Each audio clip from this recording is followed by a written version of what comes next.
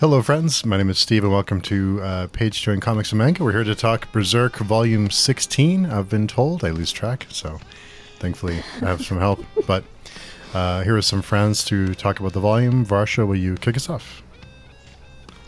Hi, I'm Varsha. Excuse me. I run a YouTube channel called Reading by the Rainy Mountain, where I like to talk about my favorite books. Nice. Dan? Hey everyone, I'm Dan. I'm a comic book and manga reader, and that's it. It's my whole life. Not really. Small part, but yeah. And Dolores? Hello, I'm Dolores. I just like to read in general, and I have a YouTube channel called Dolores Reads Books. Nice. So, Volume 16, I think it's... we talked last week about following up the Golden Age arc. It's kind of tough to follow that up, but I did like the kind of a break, kind of like a, you learn more about the other people in the world, and it's not just Guts. There's other things happening. What did everyone else think? Yeah, I thought it was a good break too. It felt a little bit like the beginning, so very beginning of the manga. So everywhere that Gut is at, there are monsters chasing him, but towards the end it also started heading towards a new direction. I think they addressed what we were talking about last week. When does it come back to Guts trying to chase after Griffith? And I think that's where it started again in the, what is it called, the conviction arc. He's thinking to himself about when he will ultimately meet Griffith. Not that he did anything about it, but yeah. This still feels like an interlude though, like because he got captured by the Holy See. Yeah, but I guess we're starting the new arc, I guess. Yeah. Seems to be, well, it's probably got to relate it somewhat to what's happening right now. Seems to be with the Knights of the Chains or whatever they're called. Yeah. Yeah, something to do with prophecies or the Holy See and whatever. But we'll see. Yeah. We'll see. It just started. I don't think there's, I don't think there's any hint yet as to where this is going. Right.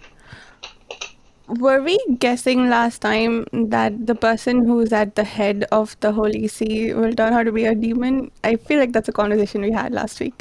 I think we sort of got hints of that. Every time they mention that, I feel like this is going to turn out to be a demon. I don't know if that conversation influenced me, but yeah, I'm eager to meet them. Could very well be.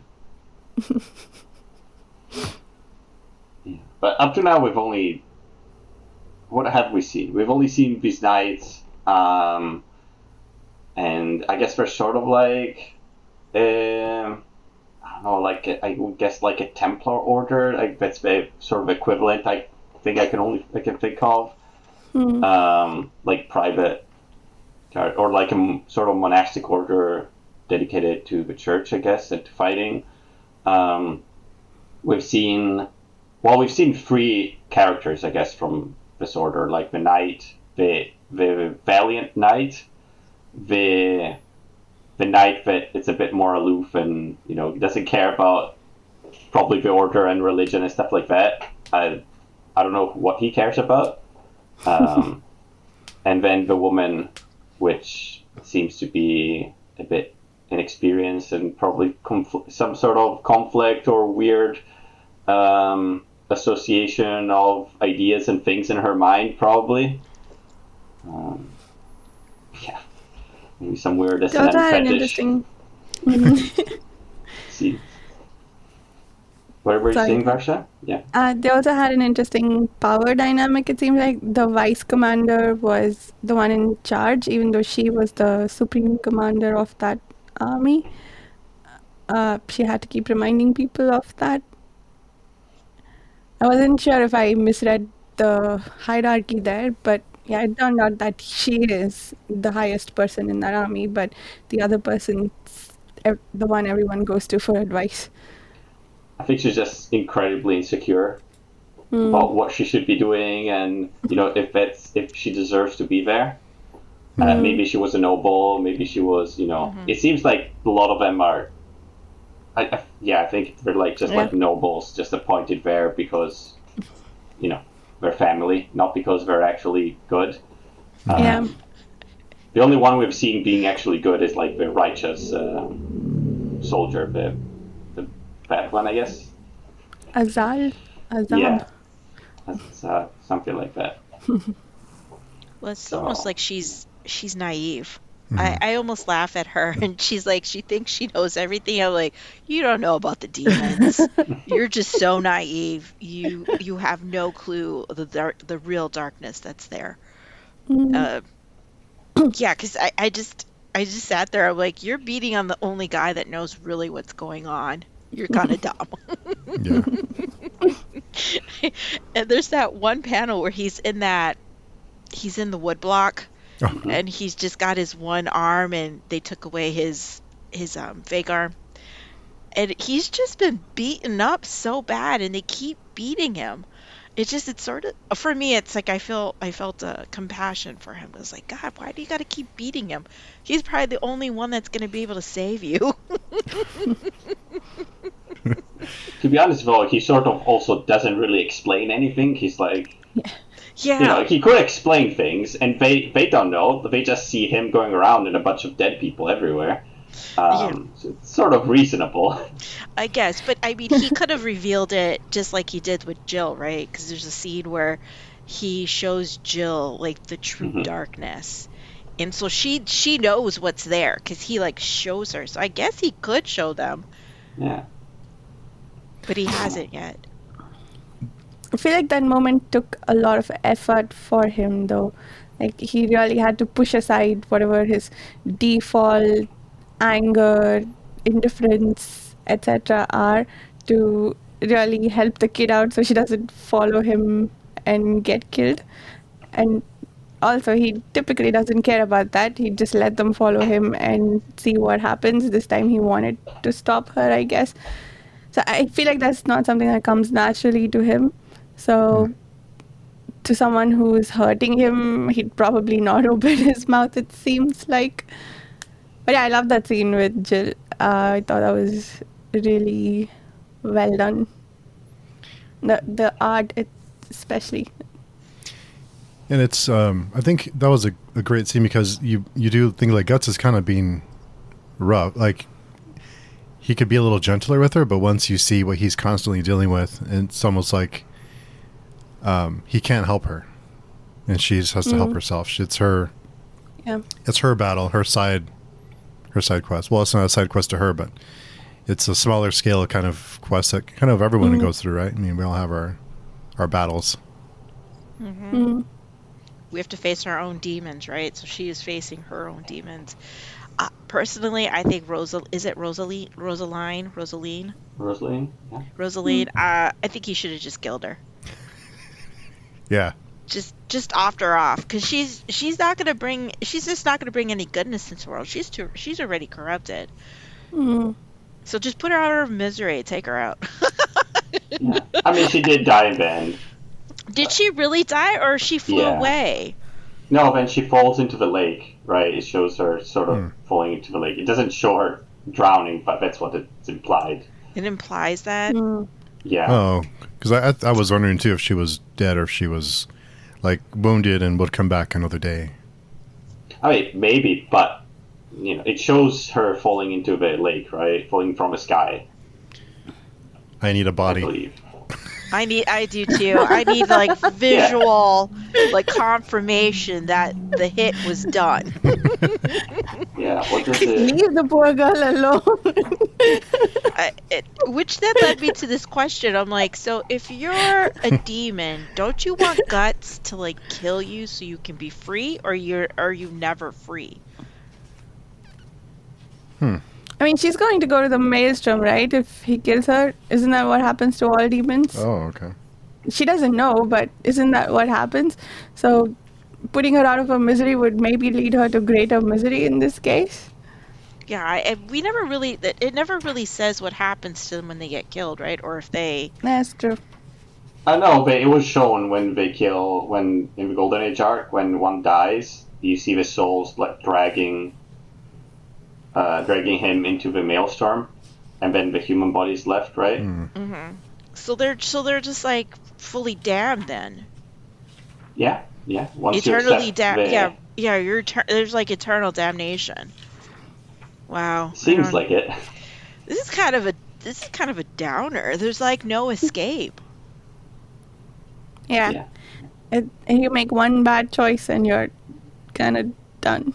Well, some of it's not even their choice. Like some of these have just been sacrificed, right? And so yeah. they're Those guys, yeah. and then they're just damned forever. So it's kind of sad. They'd even make the choice for in some of the situations. Yeah. I mean, who knows? Maybe someone is gonna bring them out of a maelstrom in the future. I don't know. Could be like Jesus take all the souls of the damned and bring them out. Who knows? I don't know. Like who knows how much he was inspired by, like, you know, Christian and European tradition and stuff like that, or if he didn't look into that much, or if he doesn't care or whatever, right? Could be. It wouldn't be the first time that people have used, have made fancy characters and as an allegory or whatever for Jesus or something like that. Yeah. Superman. Well, Guts is almost like a Yeah. Jesus-like persona, right? He's persecuted, he's whipped, he's chained. I think his reaction is a bit different, though. Yeah, it's a little different, but it's like, but he's still suffering in some way, right? Like he's paying for all these other people's sins or whatever. But Yeah. I do have to say, there's that one scene where the arrow went through his cheek, and I was like, oh my gosh, he's still going. I mean, he was literally like, yeah, I just can only imagine the adrenaline that must be running through him that keeps him just going. Yeah. It's tough. As far as Rosalind, I think this is the last page. Yeah. Mm. So I think it's implied. It's sort of, I don't know. To me, it's implied that she died. Like she was mortally wounded, and then she flies away and then falls down. But I mean, it's not shown, right? Yeah. Yeah. I wonder if after, I don't know if he shied away from killing her because she is a child. After all the other children that were killed in the same volume, I don't know. But they're kind of nameless kids and not like a named character that dies. But I mean, he was stopped by the knights arriving, and they started shooting him as he was about to, he was trying to figure out what to do with her, right? So maybe he was going to kill her, but he was interrupted. I don't know. I think, Jill, I think he would have killed her. Jill tried to stop him. I feel like, I mean, it looked pretty close there, like he would kill Jill to get there. Yeah. Puck was also stopping him, but, he can work around Puck. He's tiny. Yeah. I mean, Jill had a pretty bad time this chapter. Mm-hmm. I think.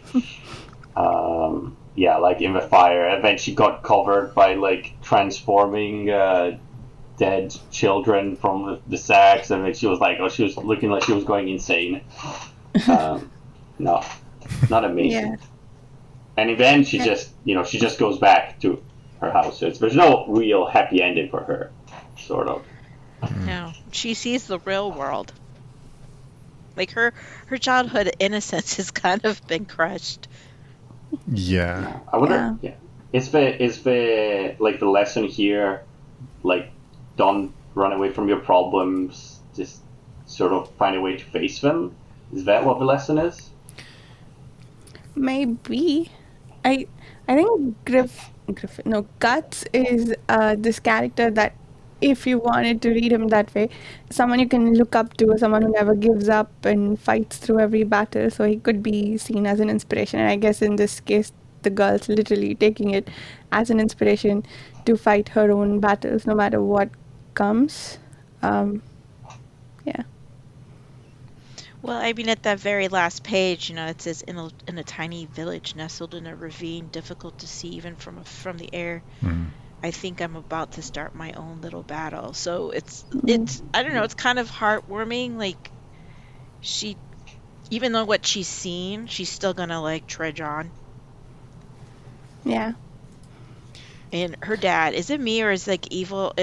Are characters with like really big heads that are misproportioned supposed to mean something? Like they're stupid? Yeah, the egghead. Yeah, I think. Yeah, that like their head, like Jill's dad's head is so big in comparison to his body. Yeah, I think we've had a few of those that were just like scumbags. Like all of them seem to be kind of scumbags. I guess though, like the knight though has also a pretty big head though.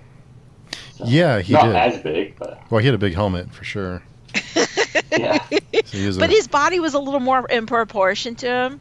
I mean, he was still a little slow, but it's just like the bigger their head, the more stupid they are. Yeah. Yeah. Yeah, he did seem a little bit more in proportion, but I did wonder if he'd be another one of the egghead archetypes. But he was covering that melon with that huge helmet. I mean, he's a bit stubborn. It's not.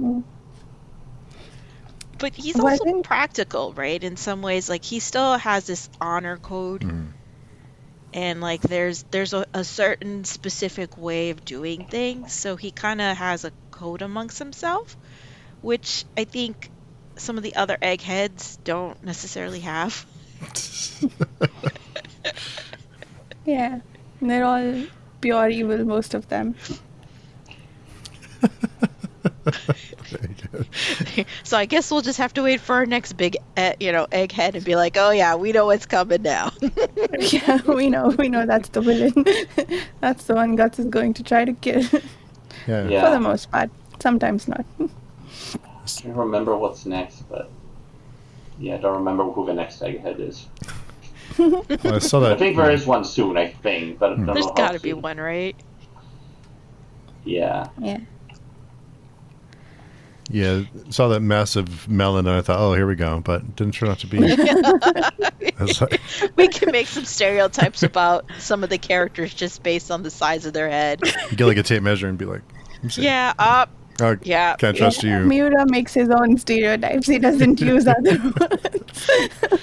This one's gonna be a dummy right there. It's like put dummy right on their head, dummy. Put it backwards when I look in the mirror. I know, like, why does my head say dummy? Who are they talking about? I don't know. I love these two pages. Guts' moments of vulnerability with Jill, or I think he's as afraid as he wants her to be. Yeah. Nice. Is that a tablet version? It looks pretty good. Yeah, it's the scribe. Nice. Not too bad. Yeah.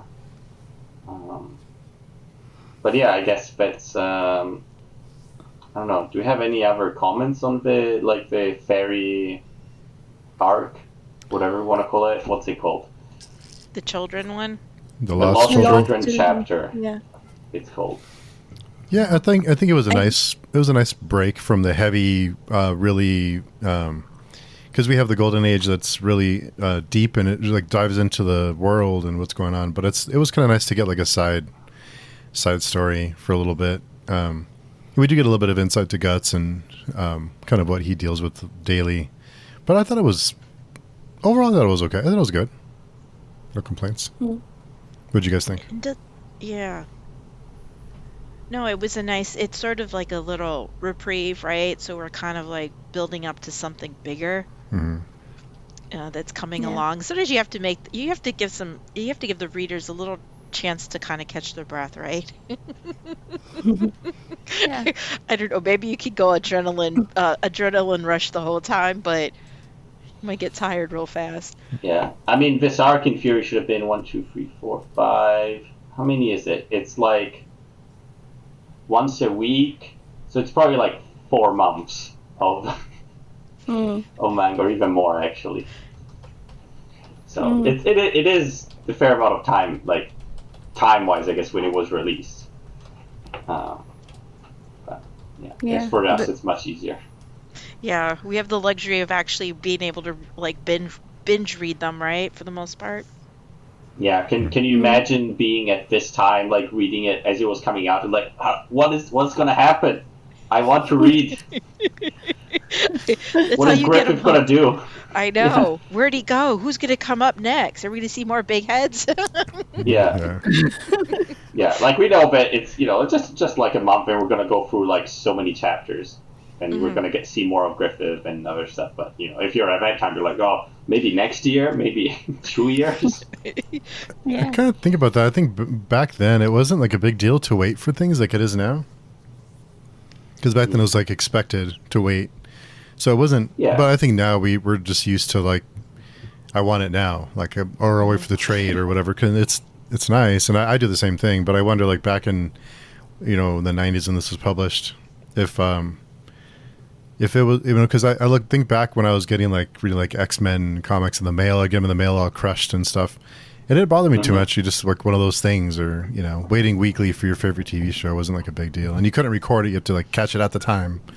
So it was a different world.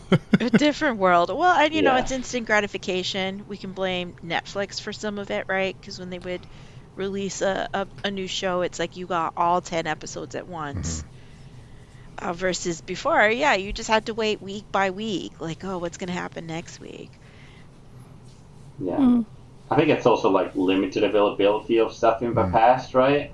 Like you didn't have a huge backlog of whatever, be it music or be it like comic books or just other books readily accessible all the time. You had to wait until the next time you went to a bookstore or you ordered or the next time it came out. Or again, like buying albums, you just had to, this is what's available, right? I can't download the whole discography and then pick and choose what I want to listen or do a lot of research on the internet and find the specific things I'm looking for. But yeah, I think you're right, Steve. It's a bit Well, different. Yeah, different. And back in the day, they actually had, release days. Like everybody would be waiting for like Tuesday or whatever when music would drop. Now it seems like there's just a constant stream of it. Just so much of So it. yeah, there's so much. I mean, you could go even on TikTok, you could just, listen to stuff there or whatever. But it's constant. It's like the faucet that's like open and it's just like streaming out. Yeah. Yeah. I think some of what it has led to is like sort of stuff being like more and more niche. Like you can find groups which are really into a specific thing and just that very specific thing, and you just produce media or whatever just for that small little group, right? Instead of having to maybe appeal to a broader audience or maybe innovate or something like that. You just you can find a market for something, even if it's like just a rehash of what's before. But I mean, it's not like it didn't happen before too, I guess. The era of generic fantasy, sort of similar to Lord of the Rings copies in the 80s. Yeah, I just think there's So, just more availability and there's just more access to it now. yeah. So it makes it easier, but I think it's just more like the onus is more on the consumer to make the appropriate choices and diversify and or pace themselves and stuff like that. It's not on what's being produced, but And for something like this, I mean, back in you'd go to your favorite comic book store and you say, I want Berserk, and like, what's that? I mean, you'd have to find the right store that would be able to know how to find it, who knew a guy, the guy had to know a guy who knew someone else who was friends with somebody else who had a cousin who knew, it's like, it took work. And now it's like you can jump on Amazon and it's at your door in a day or two. So it's a whole different world. yeah. But to be honest, even now, like Berserk, it's like, oh, for the last 10 years, like, when's the next chapter coming out? I don't know. This year? Next year? Who knows? It's like it's stretched. As it become more accessible, it also stretched the time between each release. So, anyway. Yeah. I suppose it feels longer, if nothing else, even if it might have been the same amount of time. But it's not. I know it's been a big break from the last chapters. Yeah, I wonder when we're going to get to where it is right now. I'm trying to figure out how many more volumes there are. It's like 41 volumes right now, I think. Yeah. Which is, we're at 16. We're almost halfway. Yeah, sort of. We're missing another 25, which is like Half a 4 per year. week. It's like half a year. If we do it every week. Yeah, It's we a- keep it's a missing lot. some. Yeah. Yeah. That's fine. Do you think it looks like most likely around the same time next year that we'll finish? Do you think they'll finish the final volumes by then? I don't know. Might have to pace ourselves.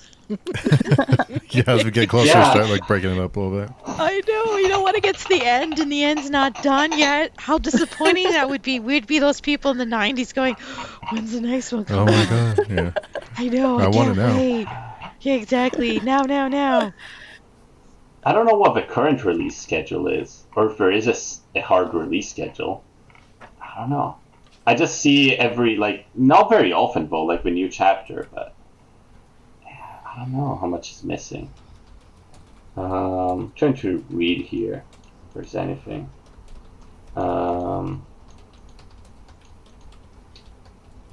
Six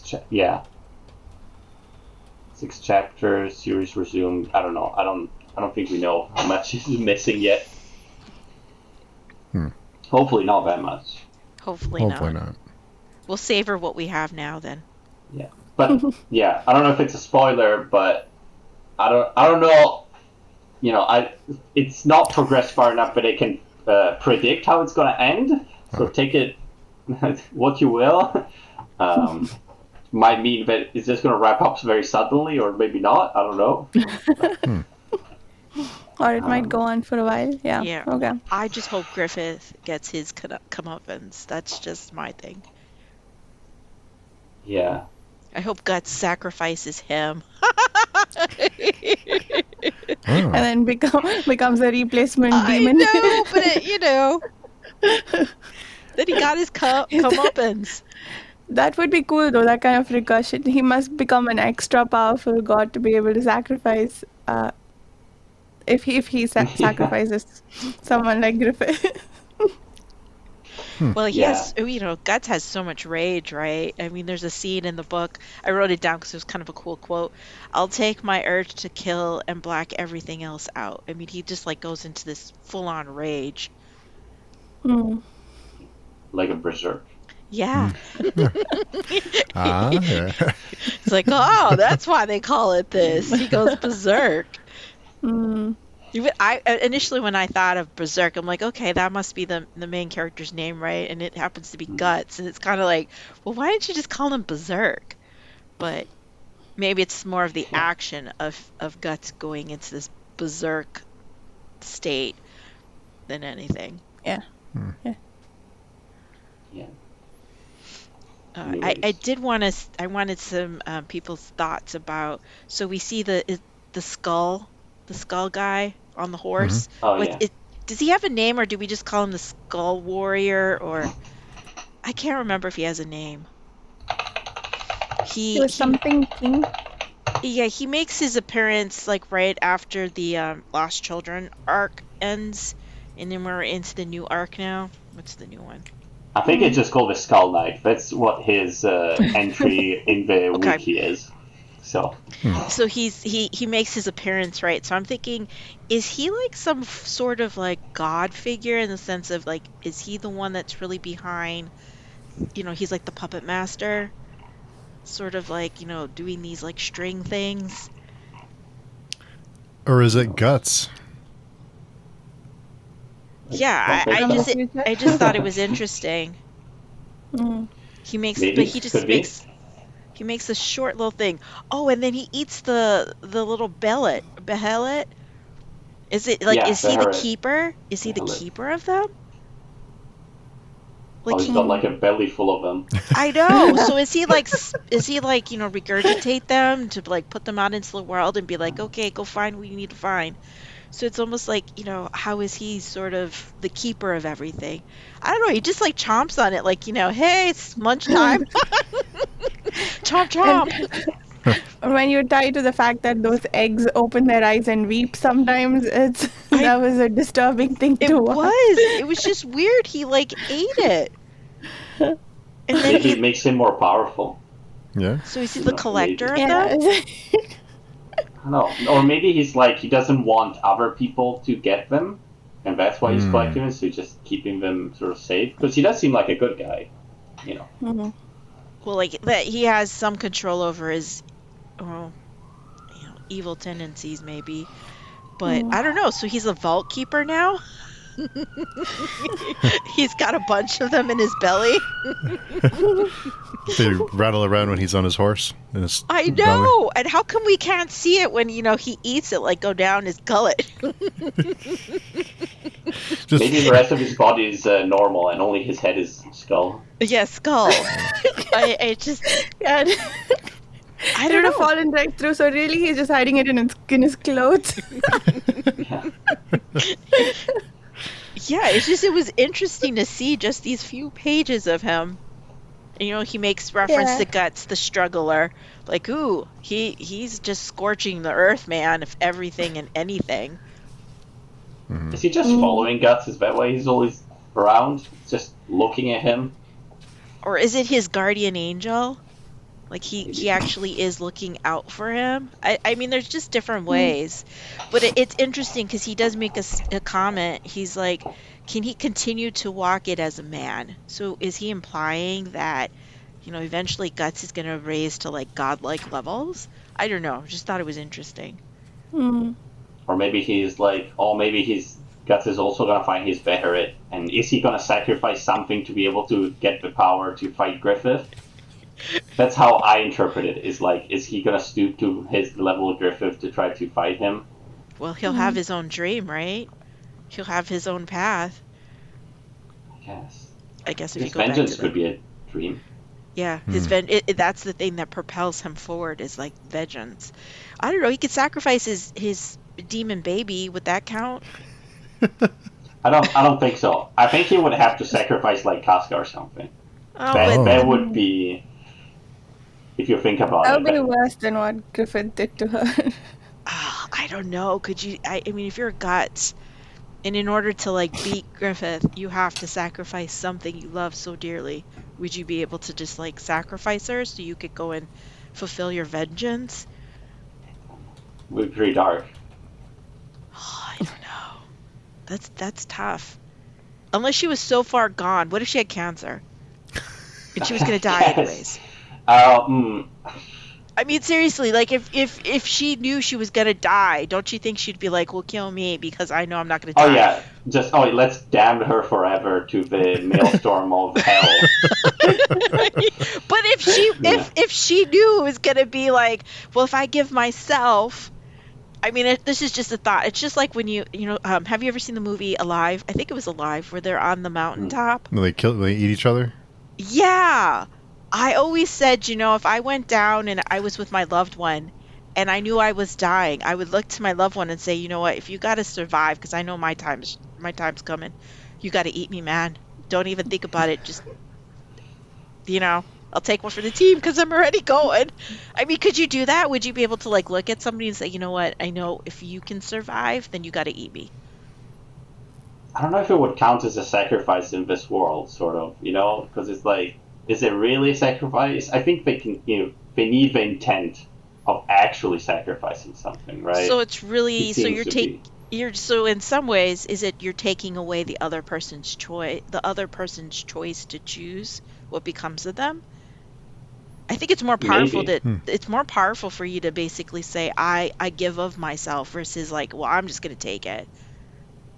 Yeah, maybe that's what it is. I don't know. Have any of you read Perdido Street Station? Not yet. There is something We're sort of going similar. to soon. Oh, okay. Well, I guess you're gonna get it. There's a similar sort of theme, which is really interesting on one of the cultures in there that I guess you're gonna see when you read it. Is it a manga? No, it's a book. It's a book? Okay. It's a really good book. 800 You page should long book. read it. It's one of the best fantasy books I've read in the last, I don't know, 10 years probably. Okay. Damn you, Dan! I was trying to resist. Come on, Steve. You know you Yeah. gotta Do come it. in. It's just Join. super unique, and the writing style is I really like the writing style. It's so detailed, sort of. I don't know. It feels like not decadent, but like it got a lot of punch to it. Is it Put it like fast that. reading? Is it fast moving? Or is it No, dense? I don't know. It like the descriptions of the city and the people, and it like maybe they do kind of drag.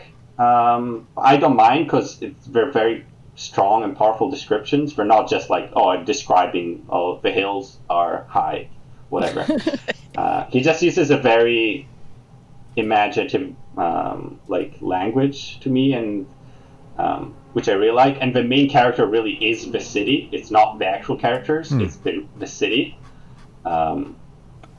So I don't know. I don't know if I would describe it as fast moving, but it is good. It's good. Well, when you're trying to build a world, though, you have to give the readers something that they could sort of imagine, right? Like you said, if it was just like, oh, there's a hill over there, you're like, okay, I'll picture a small hill. But if it's supposed to be like this grand hill, you really have to sort of paint that for the reader so they can understand the scale of it.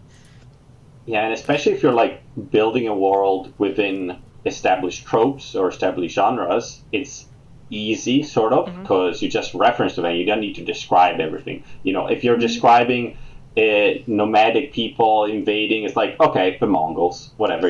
It's just like it's a callback to tropes and history, which we already know. So you don't need to describe everything, and we're gonna fill in the gaps. But if you want to do something truly unique, you cannot use these archetypes which have been built for you, right? You need to actually explore it and describe it and make it. Yeah, and that's one of the good things about that book. It feels like really original. It's not like reusing previous tropes. It's just it feels like its own thing. Yeah, which So is you a need a skill. lot of establishment. Yeah. It's a skill. It's like they're their own architect, right? They're building their own like world. Yeah, and it feels. And I think Steve, you would like it because it feels very like it's horror at times and like disgusting and like dark and realistic. It's Yeah, some of the monsters in it are I pretty think scary. Dan's trying to sell Steve on it. Come on, Steve, do it, I do know. it, do It's it. only 100 pages a Plus- week too, so It's just a single book. Yeah. Plus, it's not like a series. And it's standalone. You don't. Each of these books in the universe are all standalone. You don't need to read them in a series. You don't need to read one to read the other one. They're all very good. Dolores, do you know about And it Angela's read along starting next month? We're No, doing 100 pages a week, I think, and discussing 200 pages every 2 weeks or something like that. Same thing that we're doing for Wars of Light and Shadow. So that's why Steve's looking so torn. you notice he's not like making eye contact. He's like, if I don't look, I can't commit. it's in my Amazon cart. Yeah. I mean, I'm not going to So take you're part gonna in join us, the. right? I'm not going to reread it, but if you ever do like a final episode recap or something, I would be interested in discussing it. Cool. Yeah. But yeah, anyways, going back to Berserk, We digressed, right? Yeah. Just a little. like, a little bit. But it is. That is one of the interesting things about art and literature is how it's interconnected to everything. Right? You can just start talking about one thing and you go to everything else. And because we've come this far, it would be interesting to actually read from the first one again, because then you would see all the little Easter eggs that we didn't pick up the first time. Just like when we get into the 30s, issue like 30 or whatever, and we look back at like issue 16, we'll be like, oh, I missed it. How did I miss that? Yeah. Sometimes the beauty of it, right? You see things you didn't see the first time. Especially reading it slowly and then discussing it. Like, there's a lot of things which I didn't catch or I forgot, right? Especially in the future chapters. From here on, it's getting more and more nebulous. Oh. Well, My memory. it would just, even if you read it just to read it and enjoy the illustrations and the story in itself, it's beautiful just as at a simple reading. But like if you actually really take the time to dive into it, there's all these philosophical questions, and there's just like real meat to it. But I mean, if you just read it, to appreciate it, there's that too. True. And I know there aren't many Puck fans here, but I loved everything that happened to Puck in this one. He has such expressive faces. I like when he does his like weird like Yeah. I love the elf in the blue sky was Puck, and he brought a little bit of joy to Jill and Rosine. And that Guts finally let him hang around in his pocket. Well, and it was also kind of significant scene, right, where he actually uses his name. Yeah. He's like, wait, did you just call me my name? I feel like that happens a lot in romance stories where there's a toxic seeming relationship, and then the girl becomes really happy because she wasn't called a random nickname that the guy gave her, and finally is calling her by name, and she becomes happy. That's what that felt like with Puck. Yeah, he was finally acknowledged for being who he is. Mm-hmm. And it's sort of cute. Yeah. He's like hanging out in that little pocket now. Like, yeah, me and Guts are buds. Yeah, but it's a bit of a toxic relationship. I don't know. If it was real life, you would call it a bit abusive. Yeah, a little codependent there, I think, right? Yeah. But honestly, like Puck is following him around, so if Guts doesn't want him around, I suppose he can hear it. It's not Guts keeping him around and abusing him. So. Yeah. Oh yeah, both ways. It's not. Yeah, Puck. It's not really healthy. Yeah, Puck makes the choice to like continue the dysfunctional relationship. Yeah. But still, he's adorable. He does have some very cute, memorable faces he makes. Yeah. And you can see his emotions, right? He doesn't hide what's going on. He just like sort of shows it, which is kind of refreshing, right? I guess you need a little joy and happiness when you're surrounded by all this darkness. I loved when he was fighting with the demons that were sort of sleeping on top of Guts with his wick thing and just being all sassy about it.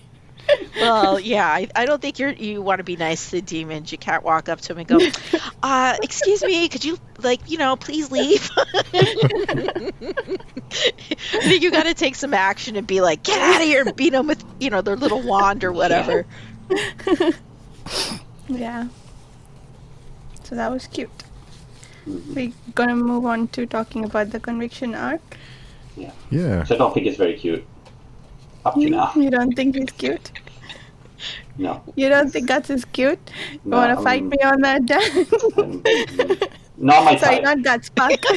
Oh no! I like. Guts is not cute. Yeah, well, like. I like Puck actually. I like it a lot more than all the other types at times I've read the series. It's been growing on me. I don't know why. It's a nice distraction. But yeah, no, I don't think Guts is cute. No. No, Guts is like Guts pretty is beat in. up there. No, and it with Puck, I think it's just something you sort of get accustomed to. Like he has to grow on you. Because initially when you met him, you're just like, God, this is like an annoying little bug, right? Or something. You just want to like flick him off. But he like grows on you. He's loyal. He's dedicated. He's got some really good qualities to him, even though he's in this dysfunctional relationship. But he sticks with Guts through and through. He just doesn't leave him. Not yet, at least. Who knows? Maybe he could get super mad and be like, "Well, I'm leaving you."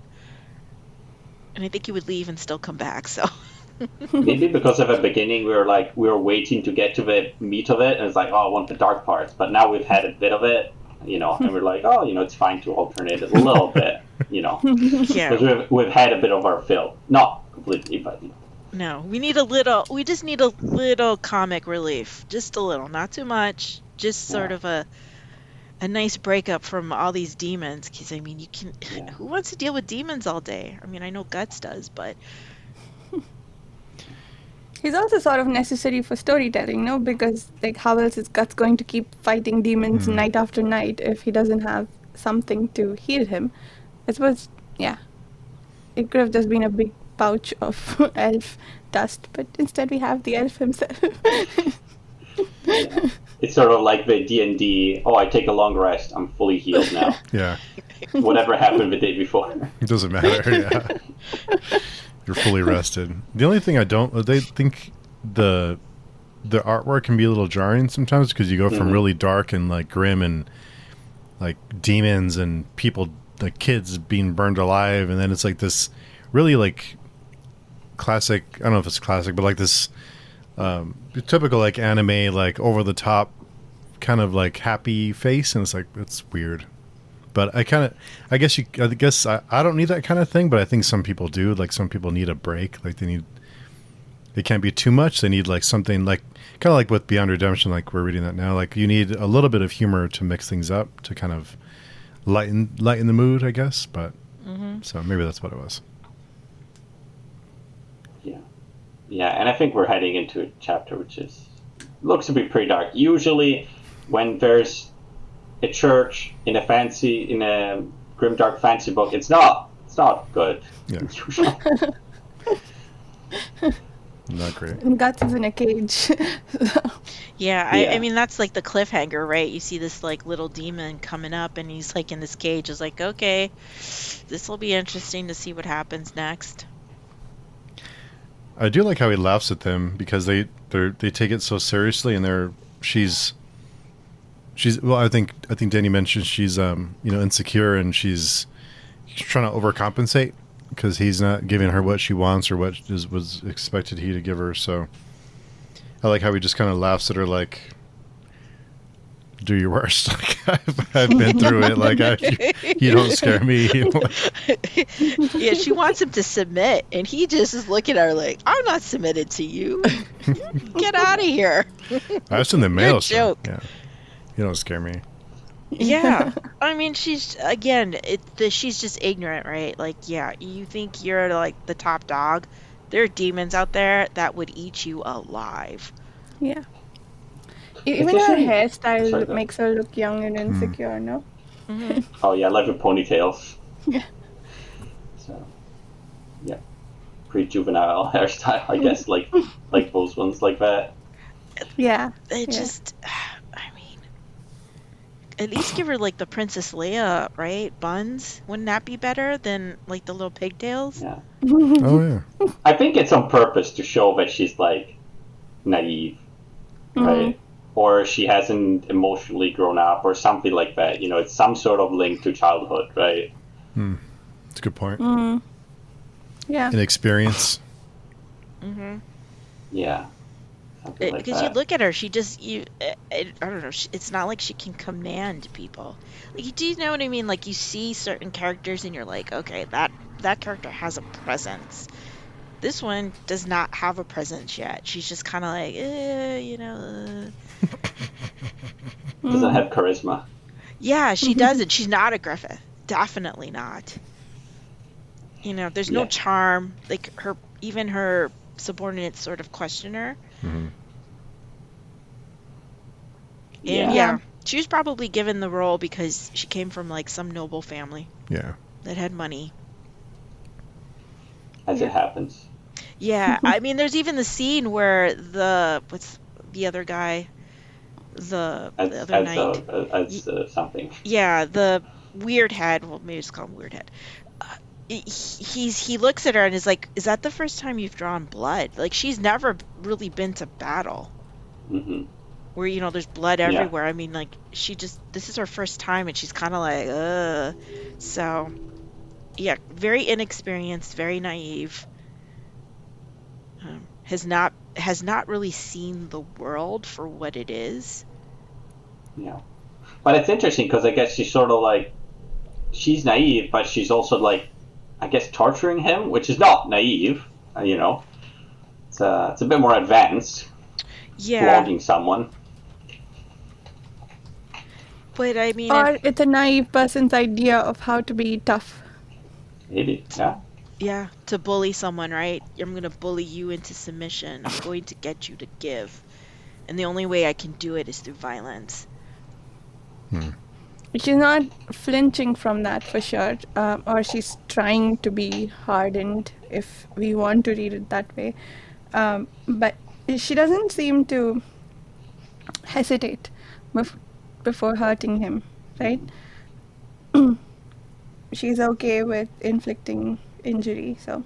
Yeah, she hesitates after, I think, when he doesn't react, right? Yeah.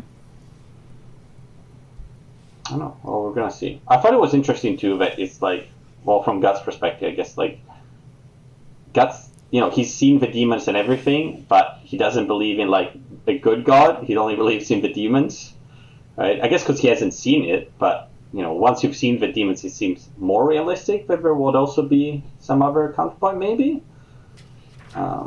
It doesn't seem like he thinks that way. Yeah. I guess it's the brand of atheism where if there is so much evil in the world, there can't be a good God or something to that effect. Like, why would a good God allow all this evilness? Maybe, yeah. And for some people, it's like, if I don't see God, how do I know he exists? Where God sees the demons, he knows they exist. There's no way around that. There's no ands, ifs, or buts. They're there. But this lady Farrar, whatever, she, the next scene, she's like kneeling down and like praying, I don't know, praying for forgiveness for losing control. I wouldn't be surprised if she like punishes herself in some way. Maybe wears like I don't know, some orders will wear something that's very harsh against their skin, so then it just sort of rubs. The silly something. Yeah, it's like a heart-shaped rough patch of like very rough, and you keep above your chest, I think, right? And they'll just wear something where it just sort of rubs against them, so that they're reminded of their imperfections or whatever, or sufferings. This is my torture for being a sinner or whatever. So maybe she's got some of those tendencies too. So she has no hesitation in doling out. I mean, that wouldn't be unexpected. Some themes of sort of Catholic guilt and and sin and stuff like that. Yeah, the self-infliction, right, of suffering. Yeah, maybe we're going to get to some of that. I don't know. That's what you usually see in fantasy when there's such a setup, I guess. Yeah, well, you see her again repenting or bowing down in front of him, praying and whatnot. So, and the Holy See and whatnot, and you kind of figure something's coming, right? Yeah. I don't know. You guys probably don't know.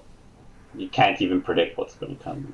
You have no idea what's going to come after this. But. No idea. Definitely no. Guts will not get his real arm back. I do hope he's reunited back with his big sword and his mechanical arm. I do hope that'll happen. Yeah, and I think we're still missing like some key characters for the next arc that haven't been introduced yet. So it's kind of hard for you to predict anything. We're still at the beginning of a setup for it. I think the next volume is gonna finish the setup. It's gonna introduce us to our main, our new, not main characters, but new extra characters and new setting and stuff like that. It's gonna be interesting, and maybe then you'll have some predictions. Gonna go kill some more demons. I foresee a lot more demons. I think that's what I'm going to say for sure. Is there are going to be a lot more demons that are going to be seeing the wrath of the sword of guts. Slab of iron. Yeah. Seems likely. Scorching. I think he'll still continue to scorch the earth.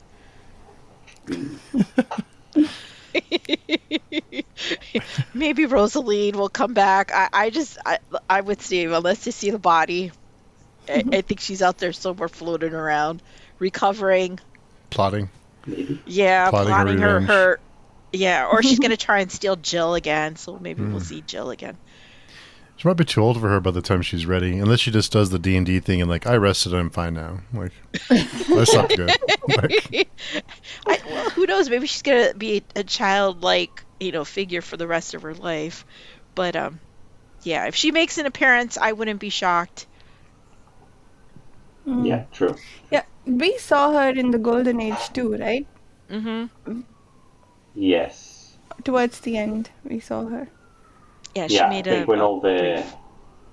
were together, they showed us a bunch of demons we had seen already, or that we were gonna see soon. I think maybe some others which we haven't seen yet. There's got to be more. You gotta have more. You gotta have more demons. Otherwise, we wouldn't have this story. Yeah. Yeah. Definitely. More demon varieties based on insects and animals. I'd like to see a deer-shaped demon. That would be interesting. Well, Maybe. and that How do you combine cuteness with the demonness? and Maybe that they, centaur demon. There you go. That'd be cool. Centaur deer demon. Okay, I do have to say, if Guts has to sacrifice somebody, I hope it's not Puck. I don't think you could sacrifice Puck, right? Oh. Obviously, why No, not? Steve, don't look happy about it. I think you're onto something there. What if he Well- sacrifices Puck? Oh my gosh, please don't sacrifice him. Who's really going to I miss think Puck he has to besides Berserk? sacrifice the most important person, like the most important people for him. So I guess we would have to go through multiple arcs of them growing closer and having a relationship, and then he sacrifices him. Because it's either him or Casca. I like that. I think he might pick Puck. I don't Sorry, think you Puck. get to pick. Yeah. You gotta go, man. But before you go, give me all your little elf dust. Now you gotta go. So, Steve, you want to see him dead, or you want to see lots of French? Well, I don't mind. I'd like the idea of him choosing Puck to sacrifice, but I don't like the idea of several arcs to develop it. Yeah. So maybe we're just okay. Status quo. Yeah.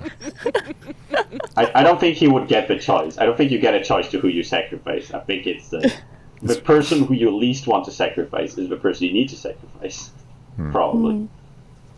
I think. Or maybe the person which is causing the catalyst, because if we're thinking about the slug guy, he sacrificed his wife, not his daughter, right? Because his wife was the cause of the whatever catalyst that happened to him that led him into that situation. In theory, the daughter was more important to him. Interesting, yeah. Well, but the wife at the time had sort of stabbed him in the back, right? Yeah. So I guess you could pick somebody of. I guess you could pick any of them. Still a sacrifice. I don't think you pick though. I think it's the demons that pick who has to be sacrificed. I think. Again, the removal of our free will, right? Like I should be able to choose, not somebody else. Yeah, let me choose who I sacrifice. Yeah, exactly. It's not going to be your choice. It's going to be my choice. Well, then you choose the easy one. Oh, that random person in the street. I sacrifice that dude. I know. Take that. No skin off my teeth here. For some definition of the word sacrifice. The guy with the egghead, him. I pick him. Yeah, he'll do. He's fine. He probably deserves it anyway. Exactly. Anything else you guys can think of from the Lost Children or the beginning of this new one? I forget the name of it. Commanding chains or something, or The Binding Chain. Is that right? Something like that. Yeah. No, I think it's the conviction arc. I think. Conviction. Oh, okay. I think. Interesting. So, because it's called the conviction arc, can we predict that he's going to get convicted of a crime by this girl? Is there going to be a trial? We haven't seen a trial yet. Yeah. Oh, maybe. Could be cool. Oh, well. well, he is in a cage, so he could. Some sort of medieval witch trial sort of like thing. Burn him at the stake. Yeah. Maybe. Not a great way for him to go, though. It'd be so like you did all this, and now you're just being burned at a stake. That would really so suck. disappointing. Yeah. That would suck. That'd be so disappointing. Well, I mean, we have another 30 volumes. So, unless so- someone else becomes, Guts. becomes gut. I guess it would be very unexpected. Oh my gosh. If that happened, And then, I think we'd and then just be. Puck becomes the main character. Yeah, I know. It's all Puck now. Puck will lose an arm and get a toothpick. It'll be his sword. Yeah. It'd be good. Yeah, that could be a nice fan fiction side story. I wonder if that's out there somewhere. Fuck his guts, Yeah. maybe out there. And then he wakes up. It was all a dream. Yeah. Right? Wakes up and gets Oh, guts, pocket. I gotta tell you this dream I had. What, Puck? I lost my arm. I had to battle demons for you. It was a real nightmare, man, but I woke up. I'd actually read that. I wouldn't mind that. Right? Yeah. Isn't that always the case? It's just, let him wake up. Let him think it was a dream. I like that. We need that. Someone out there. Create it. So cool. So 17 next week. It sounds, Dan, I kind of get the feeling like something's coming, something good. So I know you're trying to be spoiler free, but it sounds like something's coming. It's another, we're gonna get some story Nice. soon. I don't know if in the next volume or on 2 volumes or whatever. It's a whole arc. So We just got on the roller coaster and it's pulling away from the building. Yeah. yeah, We're going up yeah. the first. We were going slowly up the first cliff. I like that. I like that. Yeah, and then comparison. something's gonna happen, and then we're gonna be wow. And they're gonna be like, Dad, why didn't you warn us? I don't know. Well, cool. So until next time, Varsha, will you tell us where people can find you? On my YouTube channel, it's called Reading by the Rainy Mountain. And the About page has more direct means to reach out to me. I also hang out quite a bit on the Page Chewing forum. Nice. And Dan, it's the shortest outro ever, but go ahead. Yeah. You can find me on the Patreon forums, on the dark web if you need some assassins or something. Just, take your pick. I'll be in touch. Dolores. You can also find me on Page Chewy and on my YouTube channel, Dolores Reads Books. Very nice. Cool. So yeah, we're turning away to almost halfway. We're getting there. Turning away. Slowly but surely. Well, cool. So everyone, thanks for listening, and we'll be back very soon and talk 17. We'll see you then. Yeah. Bye, guys.